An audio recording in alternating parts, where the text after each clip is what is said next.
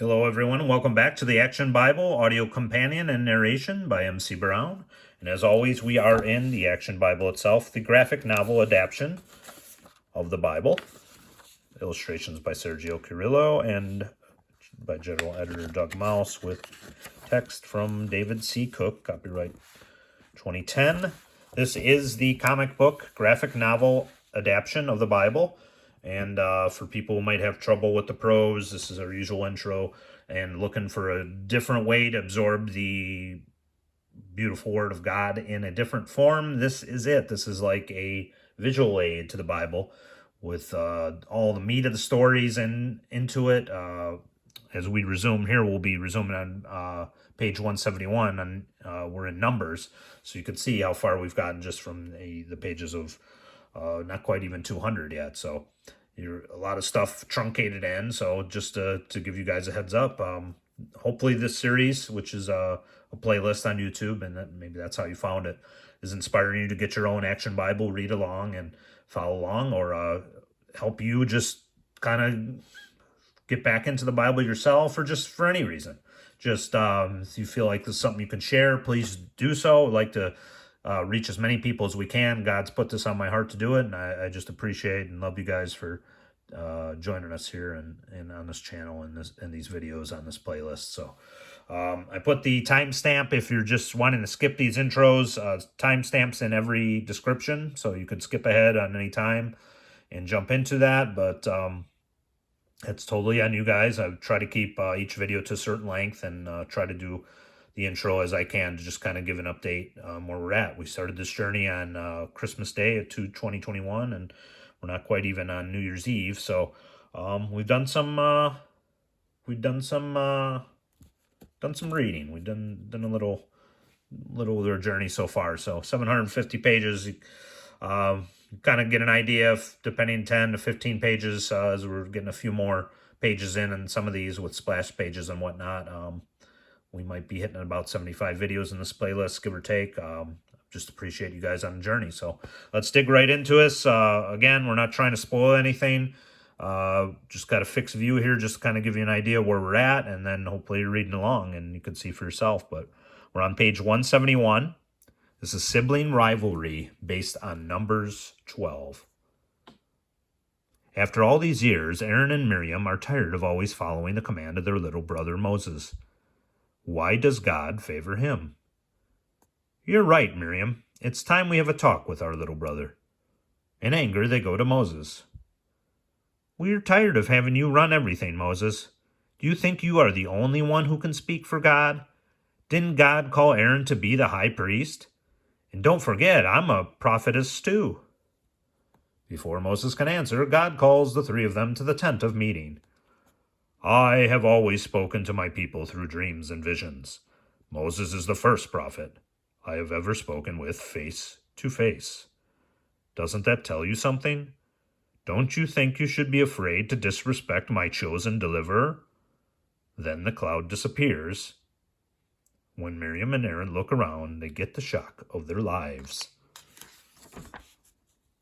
Miriam discovers that she suddenly has leprosy, the disease the Israelites dread the most.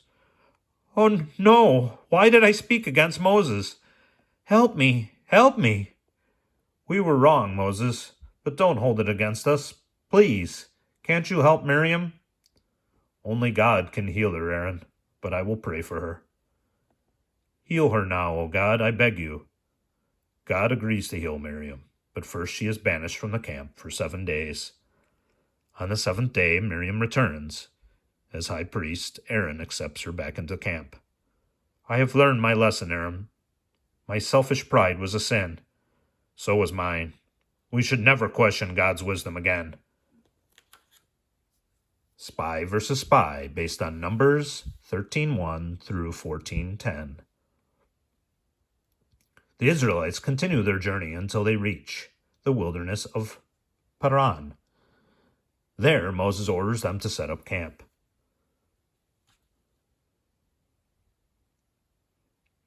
Moses calls one man from each tribe to attend an important meeting. We are on the borders of Canaan, the land God has promised to us. But before we must go into it, we must know what lies ahead. What are your plans? We need to explore the land, Joshua. We must find out what the people are like, how many rivers we will have to cross, how well the cities are fortified. It's a dangerous job, but it must be done. Each man here can act as a scout, and we'll get started right away. Look at that city, and the size of those walls. A few miles away, look, giants. No one in our camp could stand up against one of these men. And in a rich valley. This soil must be good, Joshua, to grow such big grapes. Yes, Caleb, let's go back to camp and tell Moses. The whole camp welcomes the returning scouts. Look at those grapes. They make me think of the fruit we had in Egypt. Other scouts report what they've seen in Canaan. It's a rich country, good crops, but filled with giants and walled cities. I don't think we'll never be able to conquer them. I don't like it. Let's go take the land. Yes, with God's help, we can do it. But the other 10 scouts disagree with Joshua and Caleb. No, we're puny grasshoppers compared to the size of those giants. They'd wipe out all the men and make our children be slaves again. We can't stay here, but we can't go into Canaan. I don't know what we should do. I say we go back to Egypt. God led us here. Trust him, and he will help us conquer the land he promised us. But can we be sure? Where is your courage and your faith in God? There is only one way to stop Joshua's wild talk. The people are frightened by the 10 cowardly scouts who tell about giants and strong city walls. Angrily, the people turn against Joshua and his fellow scout, Caleb. Stone them! Get rid of Joshua! But suddenly, look over there, the tent of meeting is burning. Don't be afraid. The tent of meeting is not on fire. It glows like that because God is there talking to Moses. A rebellious people based on Numbers 14:11 through 16:34. Inside the tent of meeting, O God, forgive my people. Don't destroy them, even though they have disobeyed you. Moses comes out of the tent of meeting, and a hush falls over the crowd. He raises his hand. Because you don't have faith to enter the promised land, God says you must go back to the wilderness. Go back to the wilderness? We don't want to do that.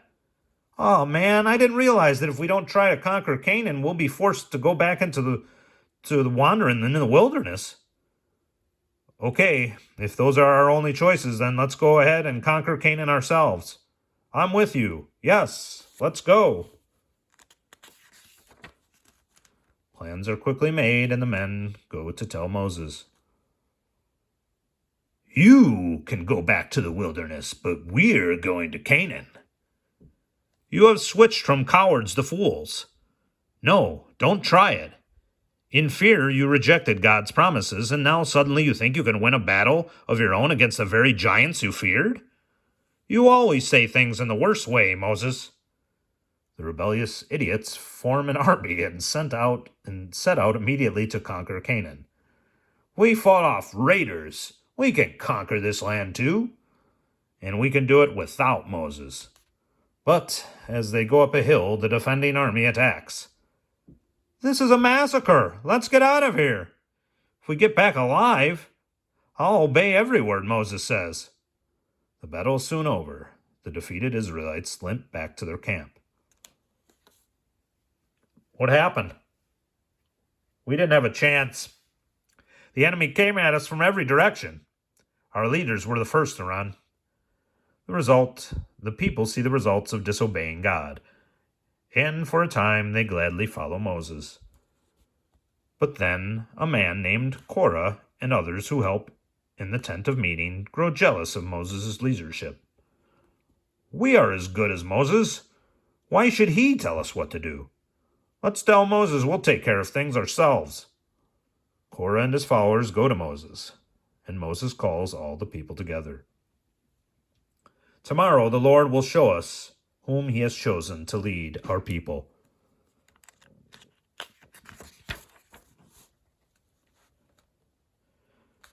The next day, Moses stands before the Israelites. "Get away from Korah and these men who will lead you to evil. If you don't, you'll lose your lives. Here is proof of my authority.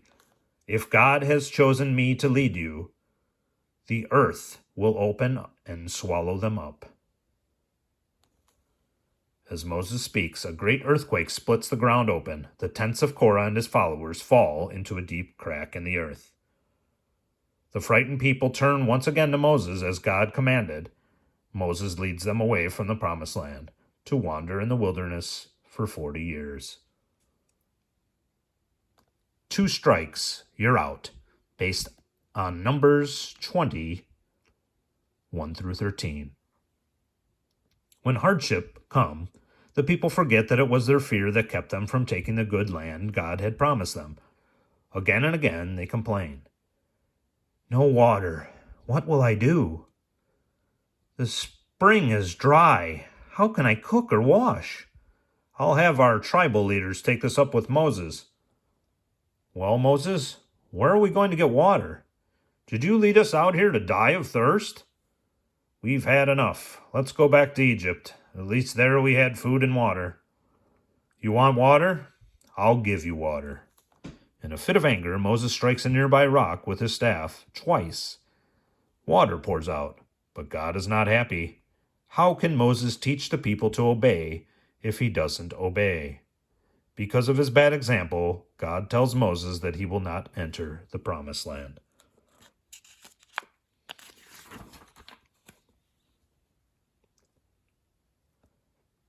The bronze snake, based on Numbers 20:22 through 21:22. The Israelites travel on. When they come to Mount Hor, God tells Moses that Aaron will soon die, and he should take Aaron and his son Eleazar to the mountaintop. "Eleazar, take your father's robes. You will take his place as high priest of all Israel." Aaron dies on Mount Hor, and the Israelites mourn for 30 days. Then they move on. A cloud leads them by day, and a pillar of fire leads by night. But the people soon forget God's care, and again they complain. "There's not enough water. I'm always thirsty." Hasn't God always given us water when we needed it? "Yes, but the food. I'm sick of this stuff that we have to gather every day and make into bread. I want food, like we had in Egypt, melons, fruit. In Egypt you were beaten and forced to work as slaves, and you cried out for your freedom. And you said God would give us freedom. Do you call this freedom? Wandering around the wilderness?" Suddenly, as punishment for their grumbling, the camp comes alive with poisonous snakes. "Help! I've been bitten! Help me or I'll die! Moses, we've sinned against God and against you. Forgive us and take away these snakes, please." "I will ask God to help you." Moses prays, and God tells him to make a bronze snake and put it on a pole. "Listen to me, everyone who has been bitten by snakes. God said if you look at this bronze snake, you will be well again." "I'm well. God has healed me." Everyone who looks up at the snake is healed. Moses and his people continue their journey. This time no one complains or questions Moses' right to lead. When they reach the border of the Amorites, Moses summons 2 messengers. "Go speak to King Sihon. Ask him if we may pass through his land in peace." Alrighty, so that's 184, so we're going to stop here, and when we resume part 16, we'll start with page 185, the wonderful win against Og. Some challenging words there. I'm going to see if I can get some clarification on a few of them, and I'm not sure if some of them will come up again, but I'll try to consult one of my good friends. See if Gregory knows the answer on some of these. Again, as always, appreciate you guys following along, and as we race towards page 200 and the new year, definitely love you guys. Appreciate you guys and everybody listening and following along. Hopefully you're getting inspiration and drawing inspiration too. Hopefully you're enjoying the narration and try to have a little fun with the voices and such. But yeah, please share this if you can. Like it, subscribe, notification bell, anything you can, just to hopefully build this up, and hopefully as we race towards the 750 mark, we can just gain some steam with touching a lot of hearts. Definitely hoping that's the end goal with what God intends with all this. So again, God bless you all. Appreciate you guys, and we'll see you in the next one.